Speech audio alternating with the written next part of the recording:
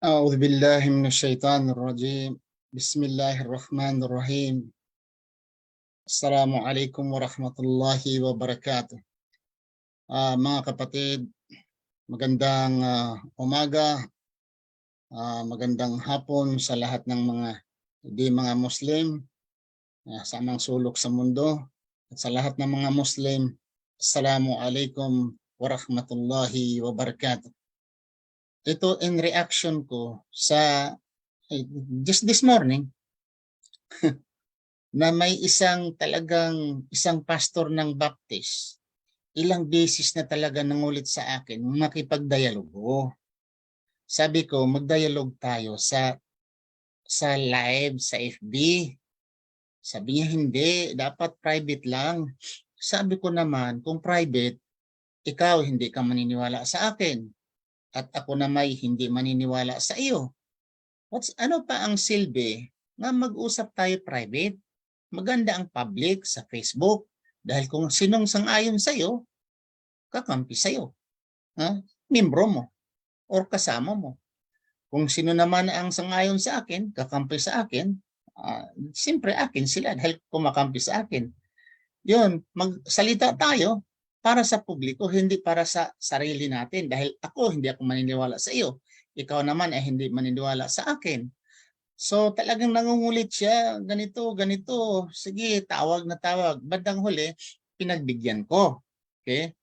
Ayaw pa niyang i-record. Pero ang ginawa ko, naka-secret record ako sa aming audio nga pinag-uusapan. Ang talagang allegation niya, very typical itong allegation niya. Ito din ang lahat ng mga Kristiyano. Pag mag-atake sila, sabihin nila ang Islam ay bago lang. Imposible ang relihiyong Islam dahil bago lang ganito. Mas una ang Christianity kaysa Islam. So kahit whatever you explain, hindi talaga sila sang-ayon at hindi sila maniniwala na ang Islam ay nagsimula pa sa kapanahonan ni Adam. Okay? Dahil yun nga sa paniniwala nila na ang Islam ay nagmula lamang kay Prophet Muhammad sallallahu alaihi wasallam. So yung argumento niya ay bulaan ang relihiyong Islam dahil ito ay huli sa Christianity. So tinanong ko siya. Tinanong ko siya, brother, kung mali pala ang Islam dahil mas una ang Christianity, ganon kay ikaw isang pastor ng Baptist. Mali din pala ang iyo dahil mas una ang Roman Catholic. Siyempre, ang Roman Catholic, mas una siya sa Baptist. Itong Baptist nga nagmula sa Amerika, mga Baptist ay nagmula sa Kanluran, ay bago lang ito. Mas una ang Roman Catholic na nandoon sa, sabi nila, Jerusalem pa, nandoon sa Rome. Mas una ang Roman Catholic. Sabi naman niya, in his rebuttal, sabi niya, oo, mali kaming Baptist dahil una ho ang Katolik. Pero kung mas mali ang Katolik dahil mas may una pa sa Katolik, gaya ng Judaism, mas una pa sa Katolik, at kaming mga Baptist ay mali kami dahil una ang Katolik, pero mas mali kayo. Imagine, pumayag siya nga mali siya, basta lang madamay tayo nga mali din tayo. What kind of what kind of basis na dahil huli lang daw tayo, mali na? Paano yung mga may 14th century, 1844, may 1814, may 1914? Paano itong mga huli, itong lahat ng mga Europeans, itong mga Kanluran, Mormons, ay huli na yan sila eh. If you compare with Islam, kung sabihin man nila nga ang Islam ay nagmula kay Prophet Muhammad sallallahu alaihi wasallam, si Prophet Muhammad sallallahu alaihi wasallam ay sinilang sa 570 AD. And the first revelation, natanggap niya 610. So, ibig sabihin, kumagat na doon sa taong 7th century, 700 after Jesus Christ. Okay, saan ba ang una? Itong mga Protestant, itong mga Protestant na 18th century, 19th century lang ang ginagawa, kaysa Islam nga about 700 AD. But we don't believe it through chronological order ng arrangement na saan ang tama ang mali. Otherwise, walang isang tama. Ang una lang si Adan dahil si Adan mas una siya sa lahat. At ang sa kanila naman allegation na si Adam ay walang relihiyon. Ay mangyayari ba yun? Walang relihiyon si Adam? Ano ba ang relihiyon? A religion is a way of life, a system, worshiping to God. Oh, kung si Adam nag-worship to God, he has a religion. Huh? If he has a system, a way of life, so therefore, mayroong religion si Adam. Ano yung religion ni Adam? So tayo mga Muslim, we explain na ang religion ni Adam is submission to the will of Allah. Pagsunod, pagkilala kay Allah. Yun ang religion. In short, nga tawag noon is Islam, surrendering, ay talagang ayaw nila. Okay? So anong magagawa natin kapatid? Dahil payagan na lang nilang sarili nila, kasama sila sa bulok. Basta bulok din tayong mga Muslim. Yun ang sabi niya. Kung kami ay mali nga Baptist, mas mali din kayo. So, tayo mga Muslim ay alhamdulillah, dito tayo sa Quran. Ang allegation nila, ang Quran ay bulok, ang Quran ay kopya, ang Quran is duplicate, ang Quran. Bakit? Kung ganun din kanilang allegation, ibalik din natin. Di ba? Ang New Testament, ano ba? Tingnan mo ang New Testament. Hindi ba rin kopya? Hindi ba rin duplicate?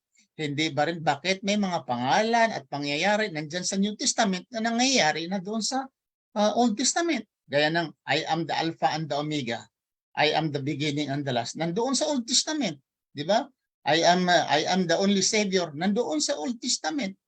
So bakit dito ay pagdating sa New Testament ay iba?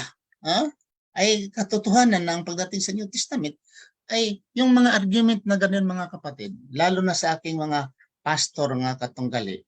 Kung ganun ang inyong mga argumento nga itatapon sa amin, binabato sa amin, mas tuluyan na kami na hindi kami babalik paging Christianity. Mas tuluyan kaming yakapin namin ang Islam dahil ang inyong argumento ay walang ugat. Nang ibig sabihin, parang nagpatayo ka lang ng bahay nandoon sa buhangin, sa panahon ng panahon ng alon, lalaki ang dagat, ay magigiba din your argument. Yun ang aking masasabi. Sandali lang kapatid, tingnan ko baka mayroong nag-comment.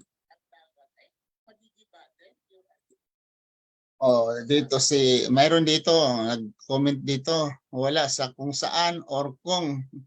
Dito dito si Maxim Brother Melyares. Okay, Assalamualaikum warahmatullahi wabarakatuh. Waalaikumsalam warahmatullahi wabarakatuh. Brother Bona Burns, Diyos po nauna, ang Hudyo daw nauna, tapos Christian, tapos Islam. Okay, Charles Barsibal, wala sa kung saan or kung ano ang una. Ang importante, kilala namin ang tagapaglikha sa amin na si God Almighty, Yahweh, Elohim, kasi yan ang nagdasal sa sarili niya. Nagdasal sa sarili niya at tinawag niya na Ama si Yahweh ay image. Ang dami talagang relihiyon ngayon. No? Ito pa. Okay. Sino yon? Charles. Ito. Dito man si Maskur Masabar. Waalaikumsalam warahmatullahi wabarakatuh. Watching from Quezon City. Wayne Gonzales Barsibal. Respect sa mga Muslim kasi mga barkada ko puro Muslim. Mahal ko sila. Okay? Ano pa? Mga kapatid, alhamdulillah. Ang pagsasalita ng totoo ay hindi ibig sabihin hindi na tayo nagrespetar. Kasi itong salita nga, respetuhan lang tayo, ay ito ay salita ng mga kaaway ng mga propeta.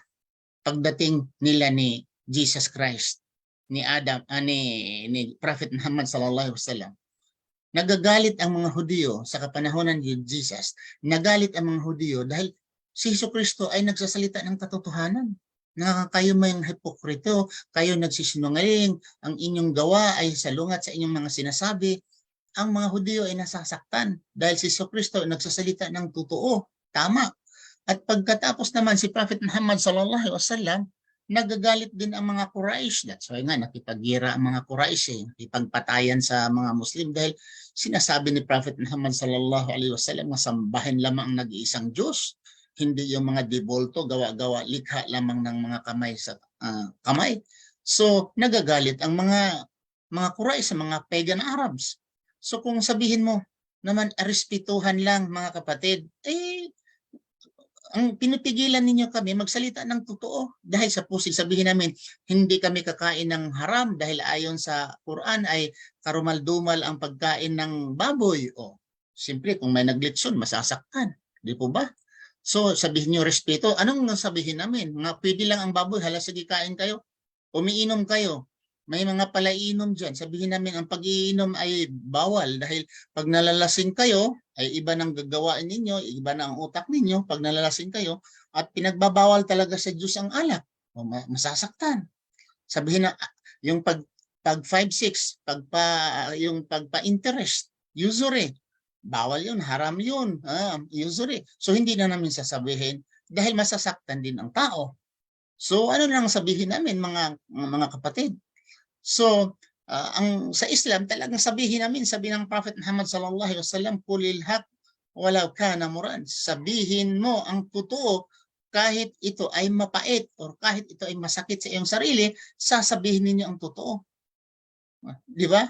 So, kung sabihin mga respetuhan lang tayo, oo, nandoon kami sa pagre-respeto, to respect, pero hindi naman necessarily nga we have to suppress our belief. Hindi nila namin sasabihin because we are respecting you.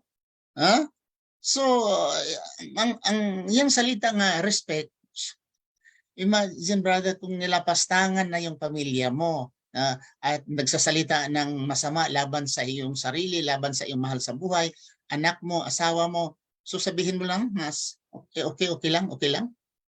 Hindi ka magsalita laban sa kanila, yung ginagawa ninyo, kabastusan yan.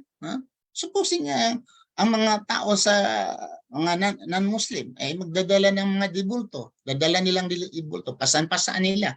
Tapos awit-awit din dyan sa yung bahay.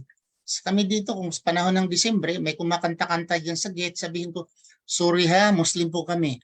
O, kung sasabihin ng huwag kami dito magpaawit-awit o anong dala-dala ninyo nga dibulto, ano na yan, insulto na yan sa kanila. So kami hindi. Pag nandito ako, sabihin ko talaga nga, sorry, Muslim kami ho. So hindi kami namimigay ng pera yung nag-awit-awit sa aming mga gate, nag-awit-awit dyan tungkol sa pagsilang ni Jesucristo ay hindi po namin yan tanggap dahil si Jesucristo ho ay isang Muslim, isang propeta. O, magagalit sila dyan. So anong gagawin natin? Hindi tayo na magsalita. Astagfirullah din. Dito tayo kay Rashid Ustad. Okay. Jesus is the revelation of the invisible God. Jesus is the revelation of the invisible God. And Jesus the one who introduced God to us. Jesus preached about the singular God. The difference is that Christians decided to worship Jesus, not the God. Preach about what? About what? Jesus is the revelation of the invisible God. Jesus is the one and introduces God. Si Jesus Christ sa ating paniniwala, brother, Muslim ka yata, brother, Ustad Perasid. Si Jesus Christ, hindi lang siya nag-introduce sa invisible God. Mula pa kay Adan, mula pala kay Enoch, ang Ibrahim, the prophets prior to the birth of Jesus Christ, silang lahat ay nag-introduce sa invisible God. Okay? Hindi lang si Jesucristo. Okay? Kasi iniisip ngayon, si Jesucristo lang ang nagtuturo ng sambahin ng Diyos. Hindi. Tayo mga Muslim, naniwala tayo, Jesus is the second to the last prophet na nag-introduce, nag-preach about God, kung sino siya dapat sambahin. Okay, tama yun. Alhamdulillah. Ano pa? Bonnie Burns, saying we respect Muslim.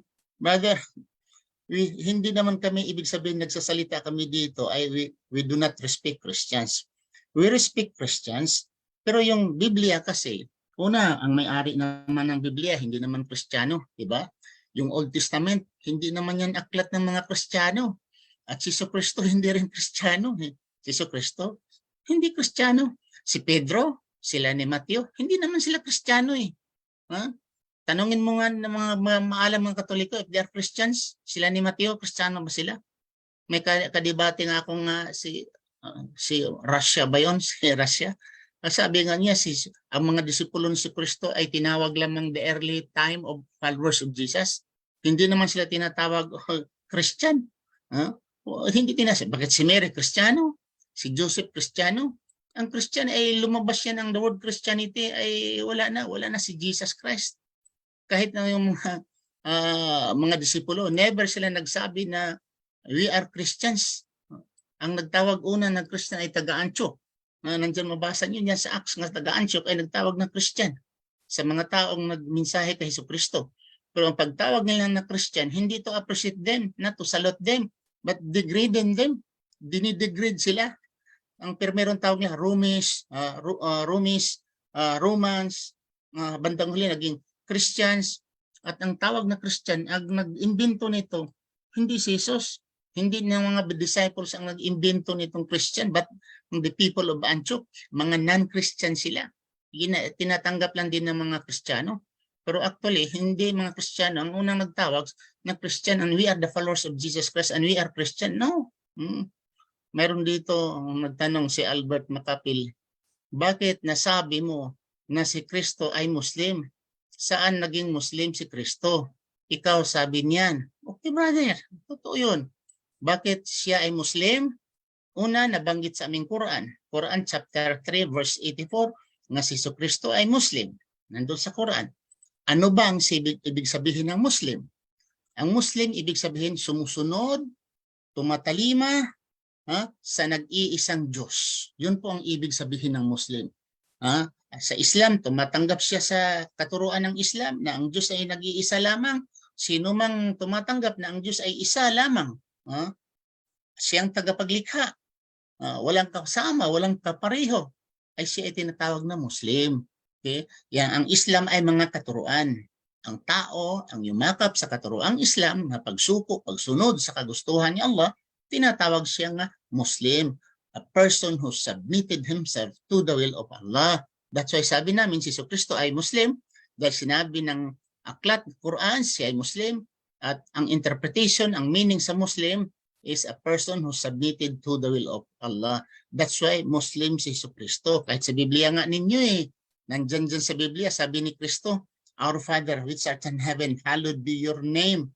Hallowed be your name. Thy kingdom come, thy will be done on earth as it is in heaven. Thy will be done. Sa iyo ang masusunod. So, hindi Muslim. Dahil yan ang kahulugan ng Muslim. So, yun po. Ang hilis lalang, masakit ba marinig ang katotohanan? Yun ko lang tanungin natin. Ano pa dyan? Romel Biersador. Assalamualaikum, waalaikumsalam, watching from Malaysia. Okay, Masya Allah. Okay. Sino pa dito? Alhamdulillah, Ray Joy, watching from Nova Scotia, Halifax, Canada. Masya Allah, ang layo-layo sa Canada.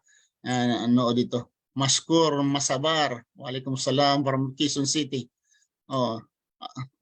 Ilio Sami, watching from Kuala Lumpur. Yan ang masabi ko mga kapatid. Na ano bang allegation nila? Palaging binabato. Kayong mga Muslim huli, hindi sila makinig sa atin. Na ang Islam ay nagmula pa sa kapanahonan ni Adam. Dahil sabi nga ng Allah, Inna dina indalahil Islam. The religion in the sight of Allah, Islam. Pero hindi nila ito matatanda. Okay? Sabihin nilang si Kristo. Kayo bang mga Protestante, kilala niyo si Kristo? Kayo bang mga Katoliko, kilala niyo si Kristo? Saan ba si Kristo nagmula? Sa Palestine. Yung Palestine, yung gira ngayon, may gira ngayon. Sa Palestine, si Kristo nagmula. Taga doon si Kristo, taga Palestina. Sino bang nakakilala? Taga Palestine yan. O punta kayo sa Palestine, magtanong nga kayo dito at mag-English kayo, do you know about Jesus Christ? Walang makasagot sa inyo, do you know about Jesus Christ. Dahil walang pangalan Jesus Christ doon sa Palestine. Ang pangalan niya doon is Isa Al-Masih, Ibn Maryam. Yun ang masasabi ko mga kapatid. Okay? Si Abu Hajar, watching from Cotabato. Waalaikumsalam warahmatullahi wabarakatuh. Abu Ibrahim Kento, Waalaikumsalam, watching from Mayorga, Leyte. Okay. Dodong Mordem, sobrang takot makipagdebate kay Christian Prince. Alam mo mga kapatid, Dodong, yan si Christian Prince, nagtatago yan, hindi yan magpakita. Okay, sinong unang takot? Yung di magpakita, nagtatago. Sige, palabasin niyo si Christian Prince. In time, makipagdebate ako sa kanya. Condition, magpakita siya. Kasi ang hirap makipag-debate nga nagtatago eh. Tapos yung nagtago, matapang. Yung nagpakita, haharap sa kanya, naghamon, talaw. Yung ang utak ng mga Kristiyano eh. Pag naghamon ka na nakita ikaw, ikaw ang talaw. Yung nagtatago na hindi magpakita sa mukha, tapang daw yun. Yun ang interpretation ninyo, bahala kayo. Dito naman sa Zakaria David, ang Islam ay hindi kaligtasan. That's your right to say ganyan, ang hindi kaligtasan. Sa iyo yung pag-isip. Ustad, isa po akong balik Islam. Proud po ako bilang balik Islam. Alhamdulillah, nakabalik kami sa dating daan. Alhamdulillah, dating daan ang Islam. Okay, ano pa? For an asawa ang mga Muslim. Mas maganda na lang ang dito naman ang issue, mag-asawa tayo ng 4. Wala namang problema, issue yan eh. Mga beto lang issue. Pero kung yung mga Kristiyano, itong maghanap talaga, tabang sabihin ninyo nga, mag-asawa kami ng 2, 3, ay manyakis kami, ay hindi kayo nagbabasa sa inyong Biblia. Dahil sa inyong Biblia, si Moses ang nakatanggap sa 10 utos, 2 ang asawa ni Moses. Si Abraham, father of faith, ama na ng pananampalataya. Sa inyong Biblia, 3 ang asawa ni Abraham. Okay. Si Haring Solomon naman, si Haring Solomon, ilan ang asawa niya? Basahin ninyo, nandun sa 1 King chapter 11, verse 3. Si Haring Solomon, 700 ang asawa. Bakit kayo ay talagang nilalait ninyo nang didiri kayo kay Prophet Muhammad sallallahu alaihi wasallam dahil siyang asawa niya more than 1, sabihin natin siyam or 10 or 12 or sabihin ba natin 50 asawa niya. Pero si Haring Solomon sa inyong Biblia, 700, wala na kayo nakakitang mali. Wala kayo. Ako naman talaga. Okay. Rene Manuel, ang sada ng pag-isip ay hindi marunong tumanggap ng katotohanan. Zakaria David, okay? Na kay Christ lamang ang daan. Nang Christ daw ang daan. Oo, sa kapanahonan niya, totoo yun. Pero ang daan patungo sa paraiso, sa panahon ni Moses, sumusunod ni Moses. Alang-alang naman kung impyerno ang sumusunod ni Moses. Ang sumusunod ni Elijah, ang sumusunod ni Isaiah, ang sumusunod ni Abraham, saan sila pupunta? Impyerno? Hindi. Dahil ang Allah ay nagpadala na siya ng mga propeta in different location, in different time. Para sila susundin. Sa kapanahonan ni Adam, nakipag-usap si Adam diretso sa Diyos. Siya ang susundin sa kapanahonan, the generation of Adam, siya ang masusunod dahil ang Diyos nakipag-usap, nag-dictate sa kay Adam kung ano ang dapat gagawin. So sa kapanahon ni Adam, ang papuntang sa paraiso, magdaan kay Adam. Hindi gagawa sa iyong sarili. Okay? Dito naman, yan ang pinagmamalaki nila si Christian Prince na laging nagtatago, magaling nakipag-debate sa keyboard lamang. Oo. Dito natin alam mga drama-drama lang pala yan. Mga narinig ko bisan yan. Wala talagang kaburan. Ang mga binabali, wala namang katotohanan ang sinasabi. Yung mga tao na gano'n ay talagang tinutulak tayo pabalik sa ating relihiyon nga dati gusto nilang bitawan natin ang Islam.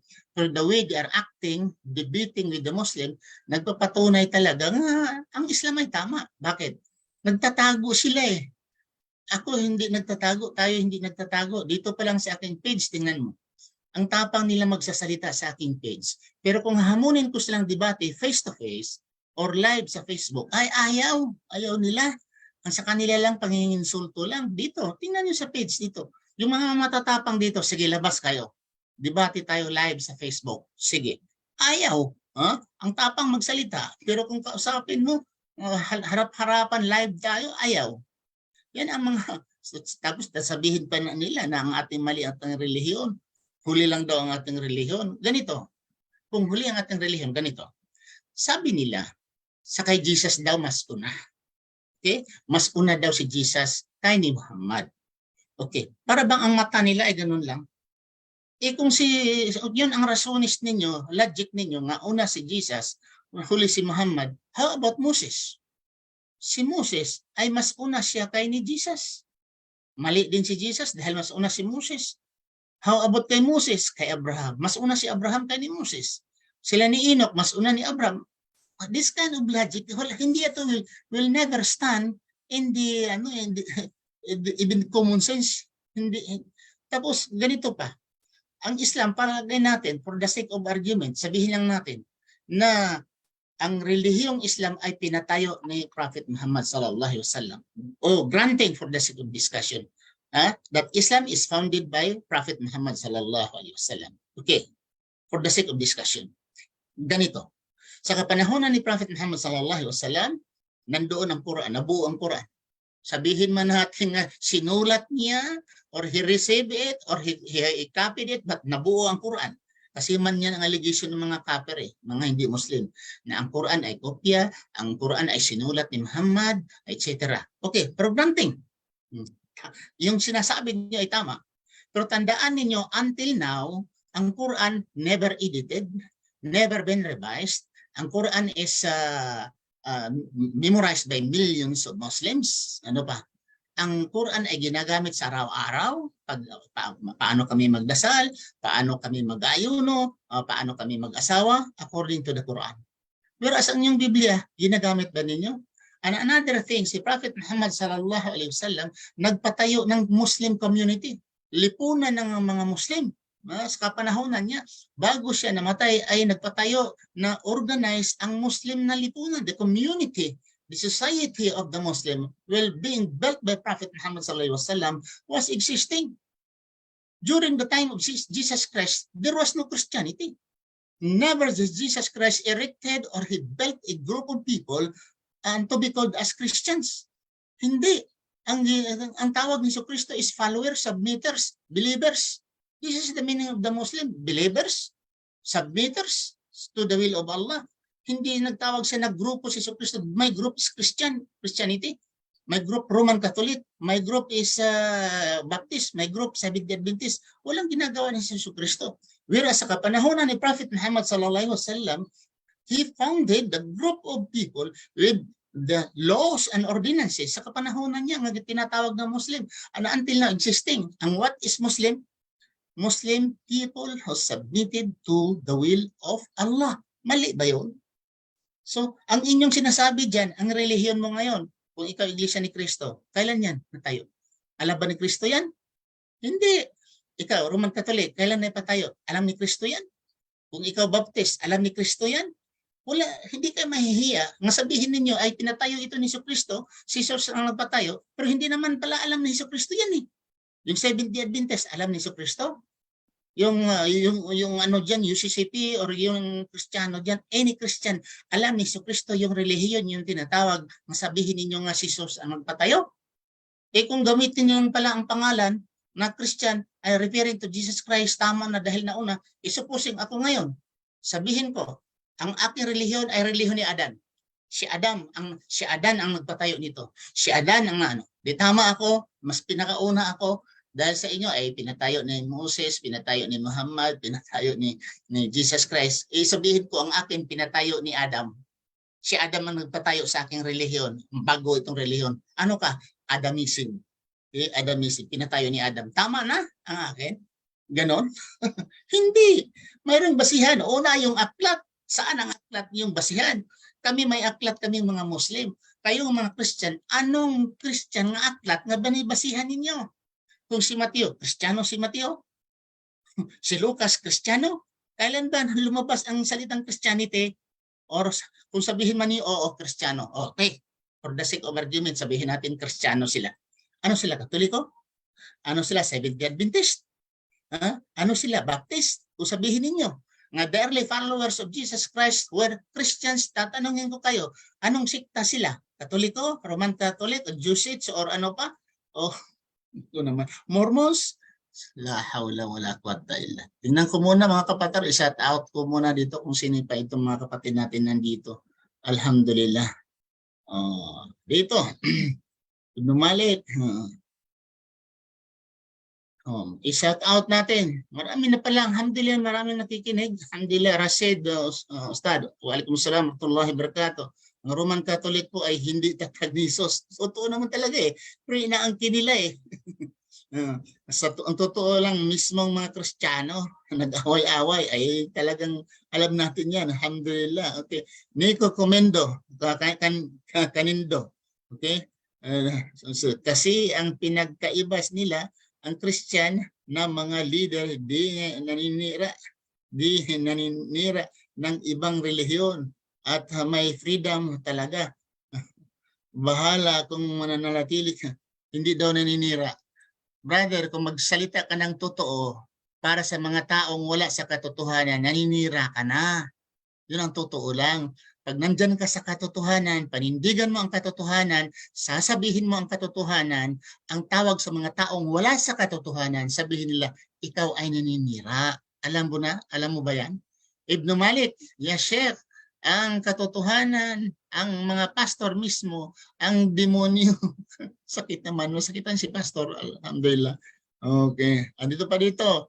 Ito ang hanggang paninira na walang alam sa Bible, takot makipagdebate, puro batikos. Sinong takot? Ako? Mark, gusto mo, debate tayo? Sige, kailan? Papatunayan mo ang Biblia, ang salita ng Diyos. Sabihin mo naman, siguro ako, batikos lang ako, ayaw ko makipagdebate. Anytime, hinahanap ko mga Kristiyano na hindi puti ang bayag, yung itim ang bayag, makipagdebate sa akin. Zahir Faisal, waalaikumsalam, warahmatullahi wabarakatuh. O si Justo Galiao, lalo nang nagtintikson, ang debate niya ay kaya wala tayong kapayapaan. Respeto na lang. Yung salitang respeto, intindihin niyo mga kapatid, basta nandoon ka sa katotohanan, ang isasabi sa mga taong wala sa katotohanan ay sinisiraan sila. Yung bang magnanakaw, pag hindi ka magnanakaw, sinisiraan mo sila.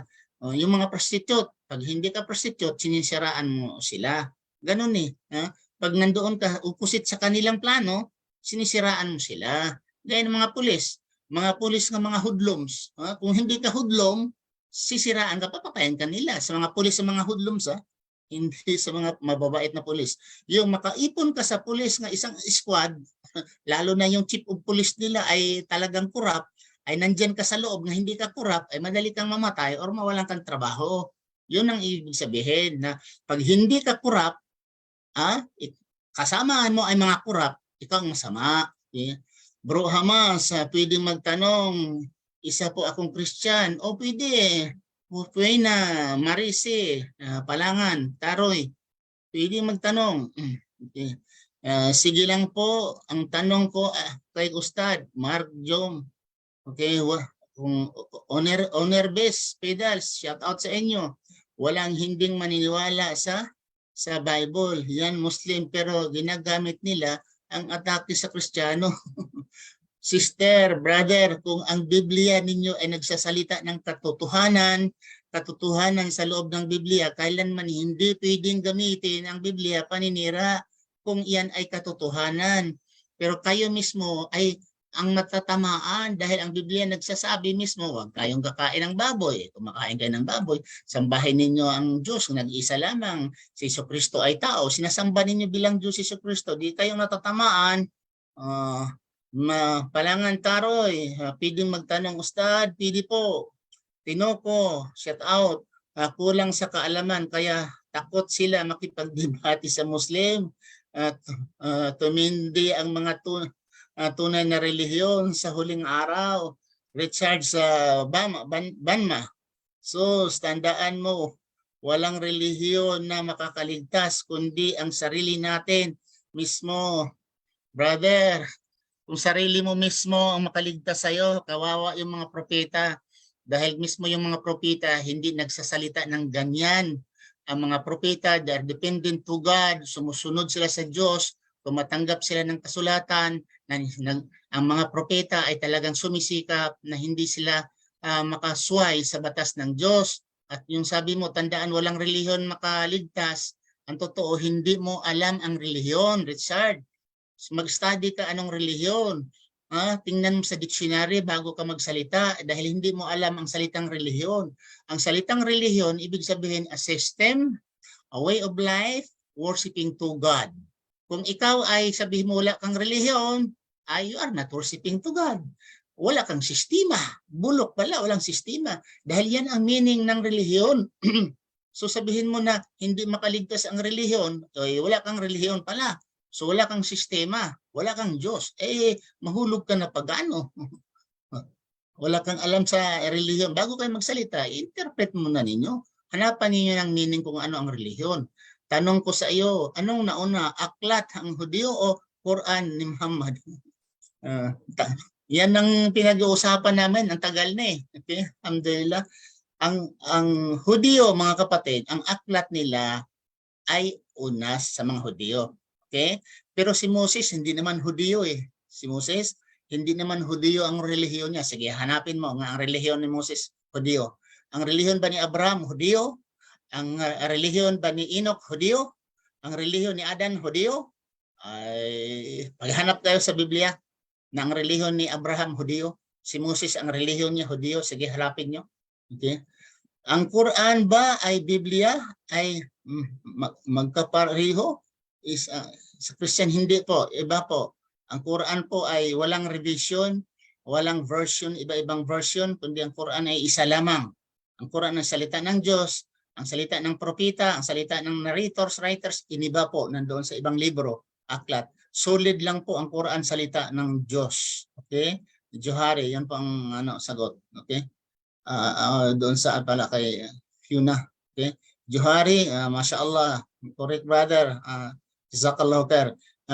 Isaiah 53, basahon mo po, brother. Wala na akong panahon magbasa. Busy na nga ako dito. Kita mga Kristiyano talaga, utusan ka pa, basahin mo. Kung gusto mong basahin ko, ilagay mo dito, i-paste mo. Pero wag 1 kilometro para di maubos ang oras natin.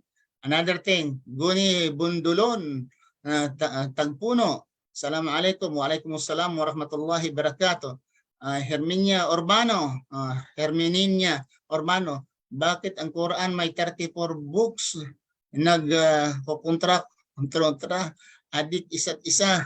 O saan ipakita nyo? Ako ay sabadista ako, Kristiyano ako dati, nag-Muslim ako dahil saludo ako sa Quran, believe ako sa Quran. So kung sabi ninyo ang Quran ay ganyan, sinisiraan ninyo, ay ipakita ninyo. Huwag na salita lamang. Ang Quran ay bastos, ang Quran ay kopya, ipakita ninyo. Or maghiharap tayo sa debate ko. Debate tayo. Dahil nag-Muslim ako, dahil believe ako sa Quran, word of Allah. Kayo, ayaw ko nagbasa ba kayo ng Quran? Ano pa? Johari Sharif, Assalamualaikum warahmatullahi warahmatullahi wabarakatuh. Sa inyo din, may Allah reward you. Okay. Ako po ay Seventh-day Adventist. Pareho ba ang Quran at Biblia? Hindi po pareho. Dahil ang Biblia po, ang daming Biblia nga pornographic for adult stories sa Biblia. Ang Biblia ay revised. Ang Biblia ay maraming injustices. Ang Biblia ay maraming mga failed prophecy. Ang Biblia ay different, iba-iba ho ang utor sa Biblia. Hindi po utor ang Diyos diyan sa Biblia. May utor diyan, sabi nila si Moses, ang utor diyan si Matthew, Marcos, Lucas, si Haring David. Ang Biblia ho comprises authored by, sabi nila, 40 writers.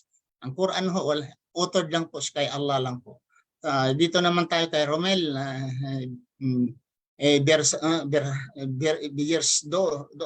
okay? Sarap kasi buhay sa Kristiyano, kaya ayaw nila magbalik loob.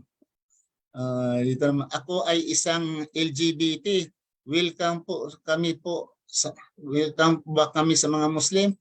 Ang pagka-LGBT, pagka-bakla or LGBT, ikaw tomboy, example lang. Anong klaseng LGBT? Yung nag-revise na, iniba na yung ari niya? Or kung ikaw ay bakla, okay, bakla, or ikaw ay tomboy, kung mapigilan mo yung sarili mo nga hindi ikaw magpadaloy sa bugso ng iyong puso, kaya sa akin, ako'y lalaki. Ano ba ang bugso ng puso ko? Ang gusto kong magagandang babae. Pero napigilan ko yung sarili ko. Di ba? Kayong mga bakla, kung makagusto kayo ng lalaki, pigilan nyo. Okay? Kayong mga tomboy, kung nakagusto ko ng babae, pigilan nyo. Pag napigilan nyo yung bugso ng inyong damdamin, napigilan nyo, ay sigurado sayo sa langit. Basta sumusunod ko sa batas ng Allah. Ha? Hindi naman sa pangalan lang ito. Ang magkakasala ang isang tao through action. Sa action siya magkakasala.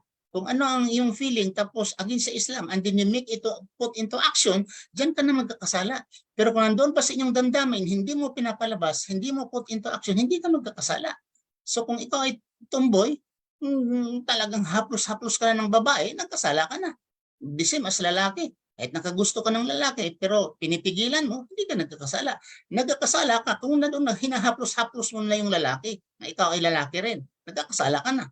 Nico Canindo, sa buong mundo, mas malaki pa rin ang bilang ng mga Christian. Sila may pinakamalaking tagasunod kasi alam nila ang totoo. Oo, mas malaki nga totoo dahil sa impyerno rin, ang pinakamarami rin yung sa impyerno. So huwag kang magmamayabang, Mr. Nico, nga marami ang Kristiyano dahil sa impyerno ho, ang pinakamarami tao. Maraming tao sa impyerno.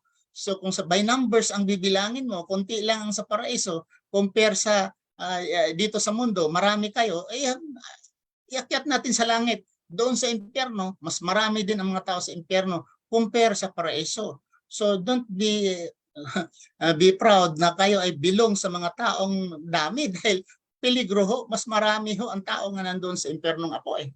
Okay, ano pa? Masasabi nyo sa Quran 46, 49, ako hindi ko na-memorize yan. Isaiah 9:6, Hudyo yan, galing Tanak. Ano pa? Ngayon ninyo dyan, ilatag ninyo, wala na akong panahon sa at saka hindi ko memorize pa. Assalamualaikum warahmatullahi wabarakatuh. Watching from Tupi, South Cotabato. Abdul Ahad, galing ako sa Akmunan, dyan sa diyan sa eskwelahan sa Seventh-day Adventist. Galing ako sa Akmunan, nakapag-aral ako sa Akmunan. Diyan kami lumalabas sa Tupi, South Cotabato. Okay? Ano pa? So dito lang siguro ako magtapos sa magpapaalam ako sa lahat ng nanonood dito. Malsi Davila, shout out sa inyo. Jose Rafael, Paul, shout out sa inyo. Marca Gomi, shout out. Parehas lang ang aral ng Torah at Quran. Okay? Assalamualaikum. Okay. Manuel Seming, okay? Fernando. So, maraming salamat po sa inyong panonood, mga kapatid. May Allah reward you all. Huwag kayong gatubili to comment, inshallah. Share sa mga kapatid ko, mga Muslim. Please comment and share po para po ito mapaliwanagan natin sino pang mga tao nga nandyan pa sa kadiliman. Maraming salamat ho sa inyong panonood. Ito po ang inyong lingkod. Ako magsabi, Subhanakallah, Allahumma bihamdika, asyhadu an la ilaha anta astaghfiruka wa atubu ilaik. Assalamualaikum warahmatullahi wabarakatuh.